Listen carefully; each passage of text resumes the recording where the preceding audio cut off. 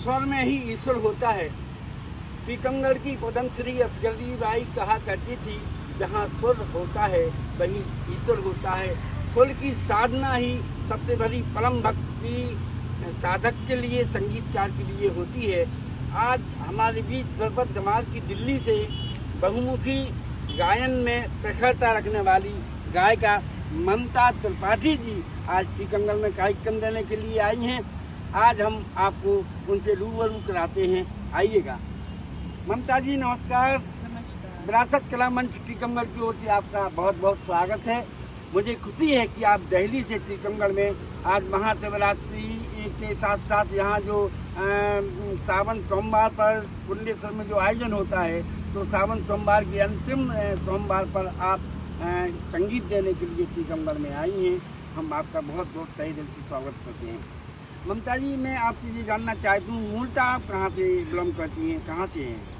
मैं मूलतः उत्तर प्रदेश कानपुर को बिलोंग करती हूँ और मेरी पढ़ाई लिखाई आगरा से हुई है और संगीत यात्रा के लिए मेरे को दिल्ली की तरफ प्रस्थान करना है। जी, आपका जो एजुकेशन है आपका, वो मैं चाहूँगा प्रारंभिक स्टेज से आपने किस शिक्षा विधा से आपने MSc या MA किया, क्या किया आपने?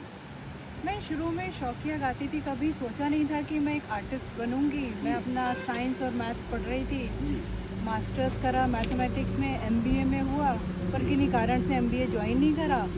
संगीत का एक फितूर था दिमाग में। निश्चित तौर से बहुत बड़ी चुनौती है। जो MSc साइंस के स्टूडेंट्स होते हैं वो संगीत की ओर या साहित्य की ओर बहुत कम इन्हें लोग होते हैं जो जाते हैं इस धारा में। तो ममता जी, मैं आपसे जानना चाहूँगा कि संगीत की ओर आपका झुकाव कैसे होगा? क्या आपकी कोई प्रेरणा स्रोत, आपके गुरु आपको प्राप्त हुए या अंतर्मुखी स्वभाव से आप साधना से संगीत की ओर मुखातिब हुए? संगीत ऐसा नहीं है, मैं संगीत से बचपन से जुड़ी थी, पर वही था, कभी शास्त्रीय गायन का कभी मौका नहीं मिला सीखने का।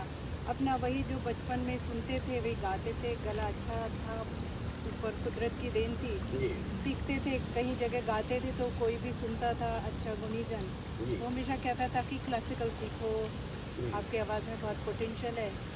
तो वहाँ दिमाग में वो कब क्लिक करा कि जब इतना लोग बोल रहे हैं, गुणीजन बोल रहे हैं, तो कुछ तो राज होगा इसमें। वहाँ से फिर मेरी खोज शुरू हुई, शास्त्रीय एक अच्छे गुरु की खोज हुई। तो आगरा में पहले मैं एक हरदोई के डिग्री कॉलेज में एक सुरेश दत्त कटारा जी थे, उनसे सबसे पहले मैंने थोड़ा इंट्रोडक्शन जो होता है, सारे गामा पादा नीसा राग होते हैं, बुनियाद, हाँ, वहाँ मैंने उनसे छूटा सीखा ऐसे ही रहा, क्योंकि पढ़ाई भी चल रही थी उस वक्त मेरी, एजुकेशन भी, मास्टर अपना ग्रेजुएशन कर रही थी उस वक्त। तो बीच में कभी हो जाता था, कभी छूट जाता था, एग्जाम आते थे तो छूट गया, पर वहाँ से धीरे धीरे इंटरेस्ट बिल्डअप हुआ और मैं फिर उसी उम्मीद से कि चलो आगे ट्रेनिंग के लिए, क्योंकि वो काफ़ी बुजुर्ग थे, तो वो भी कभी मैं आपसे ये भी जानना चाहता हूँ, क्या आपकी विरासत में या यूँ कहें आपके परिवार में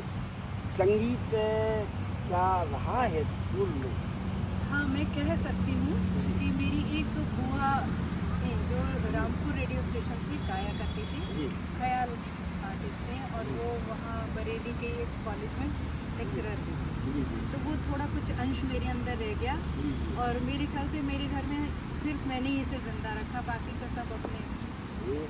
बधाई की बात में आज जो आपने संगीत की विधा की ओर अपना जीवन को मुखातिब किया। मैं आपसे ये भी जानना चाहता हूँ कि आप की जो परफॉर्मेंस है संगीत की, तो कहाँ कहाँ आपने प्रस्तुतियाँ दी, और विशुद्ध रूप से जो आपकी जो वर्तमान की गायकी है वो द्रौपद धमाल की गायकी की जो मंच आपने कहाँ कहाँ शेयर की? मैंने ध्रुपद डागर बानी घराने से सीखी है। उस्ताद जिया फरीदुद्दीन डागर जी गुरु थे, उस्ताद बहाउद्दीन डागर जी थे, और उन्हीं के शिष्य पंडित निर्माल्य थे, उन्हीं से सीखा। फिर दिल्ली में जैसे रहती हूँ तो एक होता है ना कि इस घराने के जितने लोग हैं, फिर पंडित उस्ताद वासिफुद्दीन जी के पास गई, तो उन्हीं के उसमें कई बार तो अपने गुरुजी के, निर्मले डे गुरुजी के साथ मतलब जब मैं सीख रही थी उस बीच में परफॉर्म करा एक आध जगह मंच पर, बैठकों में। फिर उसके बाद एक योग पर में संगीत नाटक अकादमी का था, उसमें मैंने 2015 में गाया। फिर एक ऐसी बैठक थी हमारे क्या बोलते हैं राजघाट में, गांधी जी का एक है, उसमें गाया। ऐसे कई जगह, कई मंचों पे आपने परफॉर्मेंस दी जी। और फिर ऑल इंडिया रेडियो से अप्रूव्ड आर्टिस्ट हुई जी। ऑल इंडिया रेडियो में मेरी रिकॉर्डिंग ब्रॉडकास्ट होती रहती है। बहुत बहुत बधाई, बहुत बहुत बधाई। आपसे ये भी जानना चाहता हूँ कि आप जो अपनी एजुकेशन लाइन से ऊपर आई, संगीत की विधा में आई, तो क्या आपने सरकारी जॉब के लिए प्रयासरत किया या संगीत साधना में आप यूं ही अपनी संगीत की धारा के साथ करवाए थे? नहीं, इस मामले में मैं कहूँगी मैं थोड़ी मस्त मौला हूँ, मैं बंध के नहीं रह सकती, इसलिए मैंने कभी जॉब नहीं करी। जी जी। मेरा एक और है कि मैं योगा ट्रेनर भी, मैं योग सिखाती हूँ, तो अपने भरण पोषण के लिए योग सिखाती हूँ, संगीत भी सिखाती हूँ।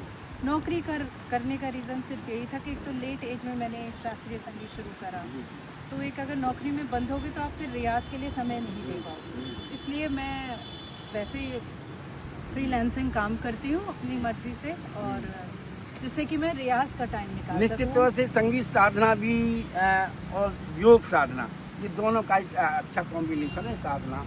साधना होती है। आप संगीत साधना में अनवरत रूप से चल रही हैं, प्रवाहित हैं, और देश में आप आज संगीत की धारा में प्रवाहित हैं। हम विरासत कला मंच टीकमगढ़ की ओर से आपका बहुत बहुत स्वागत, अभिनंदन करते हैं, जो आपने आज टीकमगढ़ में आकर के और पुण्येश्वर महादेव के मंदिर में जो अंतिम सावन सोमवार पर एक उत्कृष्ट प्रस्तुति देकर के हमारे भोलेनाथ पुण्येश्वर की नगरी में सभी दर्शकों का, भक्तों का दिल जीता, इसलिए आपकी बहुत बहुत बधाई। टीकमगढ़ में आने के लिए भी आपकी बहुत बहुत बधाई।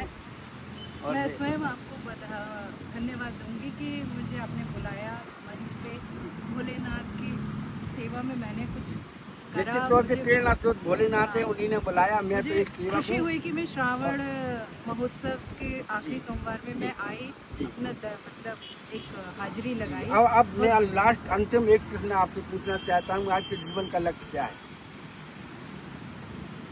अगर संगीत में देखो तो एक अच्छा आर्टिस्ट, और वैसे तो एक बस पीसफुल लाइफ हो, सुकून की जिंदगी, पीसफुल लाइफ और एक्सीलेंस आर्टिस्ट बनने की ख्वाहिश रखते हुए ममता जी बढ़ रही है जीवन की धारा में। चल रही है जिंदगी बैसाखियों के पाँव, दूर तक दिखती नहीं है कोई शीतल छाँव। बहुत बहुत धन्यवाद, बहुत बहुत धन्यवाद। आपको शीतल छाँव प्राप्त हो और यत्रोत्तर प्रगति आपकी हो। विरासत कला मंच की ओर से हमने ये इंटरव्यू लिया, आपको कैसा लगा कृपया कमेंट जरूर दें।